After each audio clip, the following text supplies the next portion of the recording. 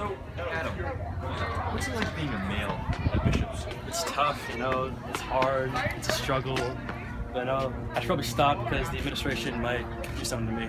What does it mean for you? What does it mean to be a man at Bishop's? What's it like for you being a male at Bishop's? What does it mean to be a man at Bishop's? What does it mean for you to be a man on the Bishop's campus?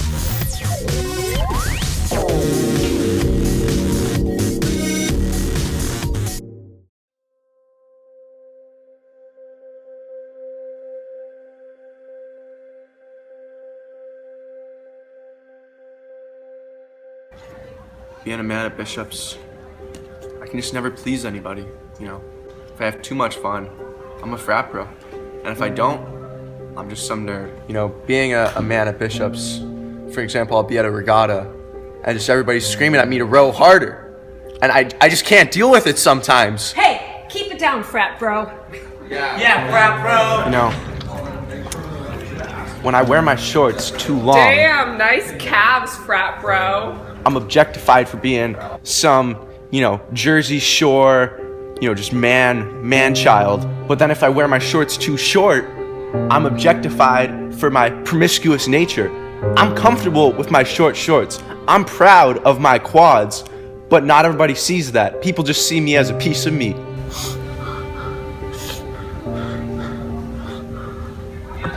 Are you alright? Are you okay with continuing? Or do you wanna... No more. It's all good. It's all good.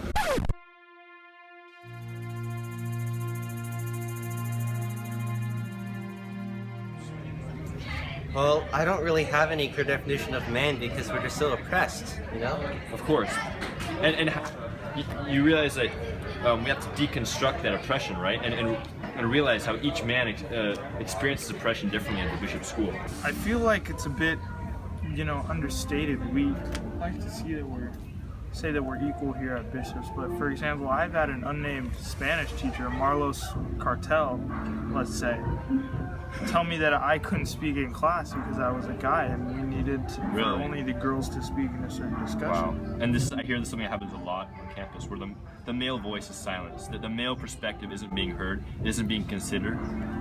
It happens. It sure happens. Yeah, it's a systematic silencing of the male voice. Well, it's just so hard to really deconstruct that oppression because... When you're so oppressed, The oppression makes it hard to, figure out the oppression. Exactly. And, a lot of my friends just get, physically abused by the girls. By the way, you can loosen your tie. You don't have to conform. Thank you.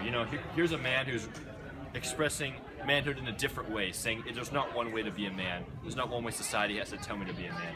And what would you say to people who say that Meninism is just some woman-hating movement, some get in the kitchen kind of thing? What would you say to those people? For people who really identify that way and don't want to say that they're Meninists, that's perfectly fine. But honestly, if you believe in equal rights for men as well, you should be identifying as claiming your term. Of course, and we need to educate people who consider themselves not to be Meninists, right? Well, clearly. I went to my advisor one of my first times at Bishop's, and I asked her, I want to shoot for engineering, and she said, she looked at me puzzled, confused. She said, stick to something more towards your gender. Wow, really? Yeah, That's unbelievable. Just because I'm a man, why do you think I have to work in the kitchen, I know. It's that systematic oppression that's keeping young men here at Bishop's from achieving their full goals. Definitely. That's why you see advanced honors physics, almost only women in that class. Thank you. What about a young man? What about a young man like Ollie who man? wants to go into advanced honors physics his senior year?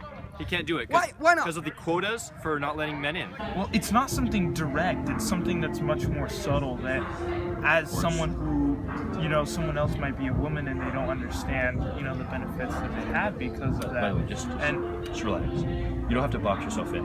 It's okay. You can be comfortable with, because men, we don't want men to be boxed into their, into just stereotypes of who they should be, and to just be comfortable with your clothing and the choices you make. I never wanted to undo the second button, but...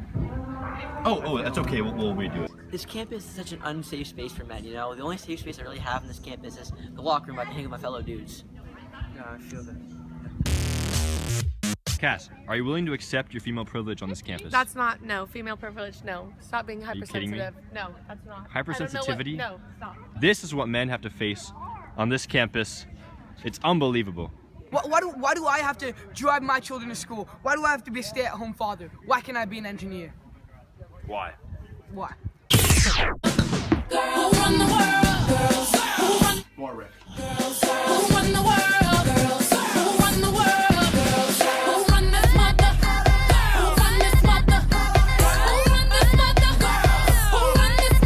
So I would consider myself to be the Susan B. Anthony of the men here on Bishop's campus. I fought, crusaded for men's rights, built great institutions such as Men Friends, and then I took that crusade to the next holy land, University of Michigan.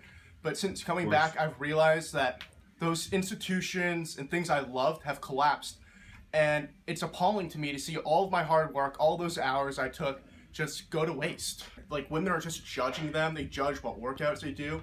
And if I want to work out biceps all day, I should be able to work out biceps all day and not worry about, oh, I need to work on my legs or my abs. Like, of course, it's sad. It's about not boxing yourself in. Exactly. It's erasing the borders. 100%. Borders were man-made creation. Dismantling the systems of oppression. Exactly. And what do you have to say about the fact that we have a female head of school, Mrs. Roche? Do you have any issues with that? I have no problems as long as she makes sure it's equal rights for everyone. Of course, but doesn't the fact that we have a female head, doesn't that point to the systematic oppression that men have faced because of female dominance? And this is a continuation of this legacy, a continuation of privilege and of just the corrosive effects of that privilege. I mean, we went from being we made progressive steps from going from being an all-girls school to becoming to multi-gender school. Of course. And to revert back to those old times is very startling for someone like me. What do you have to say, Rick? You know, I think the problem started with this being an all-girls school. I think that's the source of oppression. It's historical, you know, keeping the men down. I think that's the biggest Historical, problem. yeah. Very historical. And you know, the problem is you have Mrs. Caffrey running the schedule with a female-minded perspective. You know, that's true, because those unconscious biases will get into the curriculum. Where's the male perspective? That's what I want to know. I mean, I feel like it's just being silenced. That's a common question, you know? You know, it's just, do you consider yourself a feminist? It says feminism, where's meninism? That's my question. Yeah. You know, we felt that the tower didn't do the male community of the school a justice. So that we would take up that opportunity and really show you what the male voice is on campus that is being systematically silenced by not only the tower, but by the institution that allows the tower to continue. And in fact, which writes 99% of its content, the bishop's administration. Equal representation is, you know, it's deserving from all sides. You know, I think that the arc of history is long, but it bends towards justice. Yes. Couldn't have said it better myself. Thank you.